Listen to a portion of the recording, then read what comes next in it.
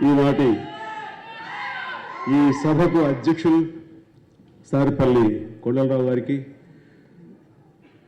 అలాగే మంత్రివర్యులు జగదీశ్వర్ రెడ్డి గారికి,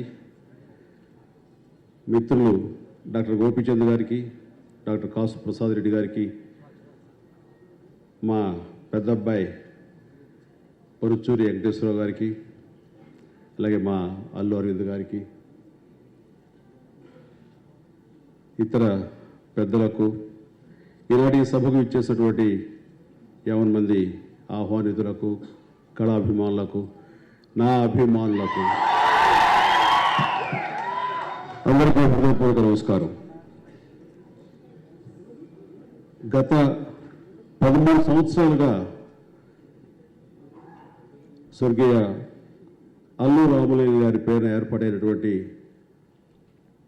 కళాపీఠం జాతీయ పురస్కారాలు చాలా అత్యద్భుతంగా జరుగుతూ, ఆయా సమయాల్లో ఎవరైతే డిజర్వింగ్ కళాకారులు ఉంటారో వాళ్ళకందరికీ ఆ అవార్డుని అందివ్వడం జరుగుతూ వచ్చింది.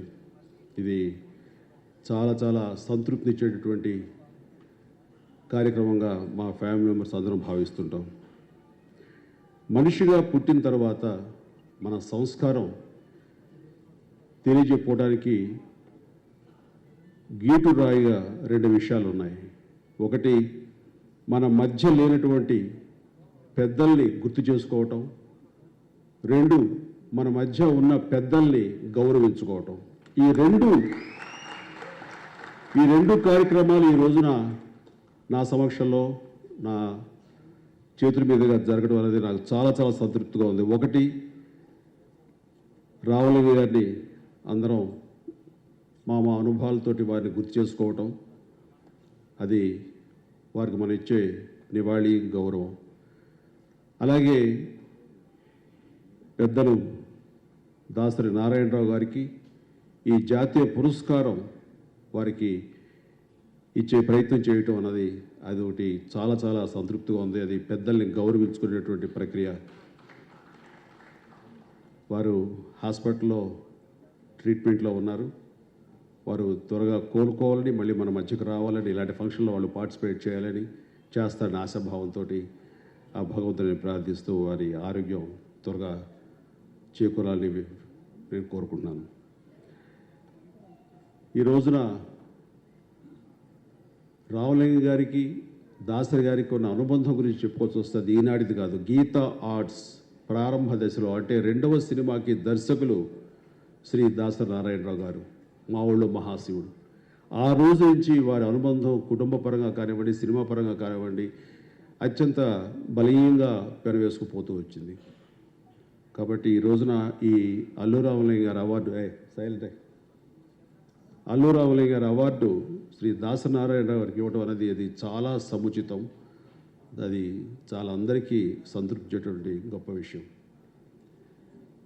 ఆయన గీతార్ట్స్ ఈ రోజుకి ఇంత అద్భుతంగా వెళుతుంది. ఈ రోజుకి నెంబర్ 1 సంస్థగా ఈ ఫిలిం ఇండస్ట్రీలో ఉంది అంటే దానికి కారణం శ్రీ దాసరి నారాయణరావు గారు ఆనాడు వేసినటువంటి పునాది అని నేను భావిస్తున్నాను. ఇక నేను నాటకాలు చూడటం అనేది ఎప్పుడూ జరగలేదు. నిజంగా నాకు అవకాశం రాలేదు. నాటికలు కొన్ని చూశాను. కొన్ని కళా పరిషత్తులు, నేను వెస్ట్ గోదావరి నర్సాపురం దగ్గర బీకాం చదువుతున్నప్పుడు కొన్ని కళా పరిషత్తులో సాంఘిక నాటకాలు చూశాను. అయితే ఈ రకమైన పౌరాణిక నాటకం, హిస్టారికల్ నాటకం ఇలా చూడటం అనేది నాకు ఇదే ఫస్ట్ ప్రప్రథమం. ఇది చాలా మంచి ఎక్స్పీరియన్స్. ఈ రోజున గుమ్మడి గోపాలకృష్ణ గారు శ్రీనాథుడిలాగా ఆయన నటించి మెప్పించిన తీరు నిజంగా మనందరం ఆయన అభినందించాలి. అది 2 గంటల పాటు కట్టిపడేసింది.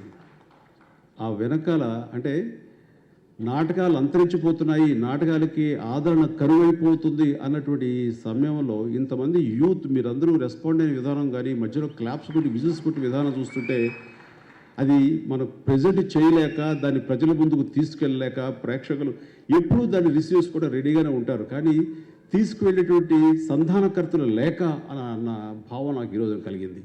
అలాంటి ప్రయత్నం ఈ రోజున ఈ అల్లు రామలింగ గారి కళాపీఠం ఈ రోజు నుంచి అల్లు అకాడమీ ఆఫ్ ఆర్ట్స్గా మారినటువంటి ఈ సందర్భంలో అది ఇక్కడ ప్రదర్శించటం, ఇంతమంది యొక్క అభిమానాన్ని చూరగొనటం, ఇది నిజంగా చాలా చాలా బాగుంది.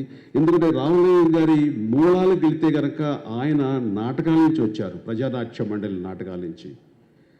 ఆయన నాటకాల్లో అంటే ఆయనకి అమితమైన ప్రేమ, నటన అంటే అంతకు మించి. అందుకని ఆయనకు అంత ప్రేమైనటువంటి నాటకాలకి మన వంతు సహాయం చేయాలని ఈ రోజున అల్లు అరవింద్ గారు ఈ అల్లు ఆర్ట్స్ అకాడమీ ఆఫ్ ఆర్ట్స్ని పెట్టి దానికి చైర్మన్ బాధ్యత నాకు అప్పచెప్పారు. వారి యొక్క సంకల్పం అది నిజంగా మనం అందరం అభినందించాల్సింది. ఎందుకంటే ఇక్కడ మరో వ్యక్తి ఉన్నారు, పరుచూరి వెంకటేశ్వరరావు గారు. ఆయన కూడా నాటకాలంటే మహామక్కువ. ఆయన కూడా నాటక రచయితగా నాటకాల నుంచి వచ్చేటువంటి వ్యక్తి.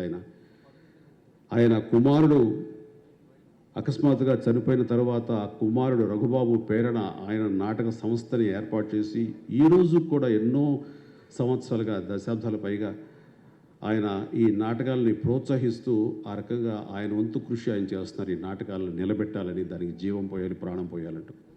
అదే పందాలో ఈ రోజున అల్లు అరవింద్ గారు ఈ అల్లు అకాడమీ ఆఫ్ ఆర్ట్స్ని స్థాపించి ఆయన నాటకాలకు ఇతోతికంగా సేవను అందిస్తూ ఆ రకంగా రామలింగ గారికి ఘన నివాళి అర్పించాలని చేసిన ప్రయత్నం నిజంగా అది ప్రతి ఒక్కరూ అభినందించాల్సింది.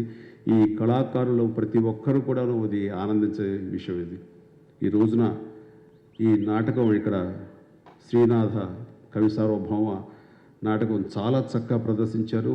అత్యాధునిక సాంకేతికాన్ని వాళ్ళు అడాప్ట్ చేసుకుంటూ వెనకాల ఎల్ఈడి స్క్రీన్లో బ్యాక్ ప్రొజెక్షన్లో వాళ్ళు ఆయా సెట్లు వేస్తూ చాలా కన్నుల పండుగగా చాలా చాలా చాలా బాగా చేస్తారు. నిజంగా ఇందాక కాసు ప్రసాద్ గారు చెప్తుంటే నాకు అనిపించింది, అనర్గళంగా ఇన్ని పద్యాలు ఇంత 2 గంటల పాటు ఎలా గుర్తుంచుకు ఎలా చేస్తారు. మనం ఏముంది 5 నిమిషాలు ఏదో ఒక డైలాగ్ చెప్తాం, మళ్ళీ కట్టు, మళ్ళీ రెండో డైలాగ్ మళ్ళీ నేర్పుతారు. ఇది వాళ్ళు మామూలు కళాకారులు కాదు, ఒక అకుంఠిత దీక్షతో ఉన్నటువంటి కళాకారులు, ఒక కమిట్మెంట్ ఉన్న కళాకారులు, నటనే ప్రాణంగా ఉన్నటువంటి కళాకారులు. నిజంగా అలాంటి కళాకారులతో పోల్చుకుంటే మేము ఎంత అని అనిపిస్తుంటుంది. ఈరోజు నాకు అదే ఫీలింగ్ కలిగింది. నాకు అలాంటి గుమ్మడి గోపాలకృష్ణ గారు, ఆ ఇతర నటీనటులు అందరూ కూడాను వారికి సన్మానించుకుంటుంటే అన్నది నాకు చాలా చాలా సంతృప్తి ఇచ్చేటువంటి అంశం.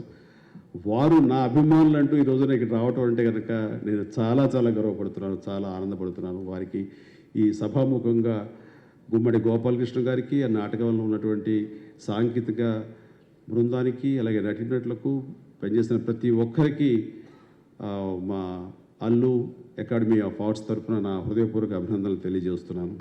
Thank you very much. నాకు ఈ అవకాశం ఇచ్చినందుకు మరొకసారి సారిపల్లి కొండలరావు గారికి, వారి మిగతా అందుకు నా ధన్యవాదాలు తెలియజేస్తాను. Thank you.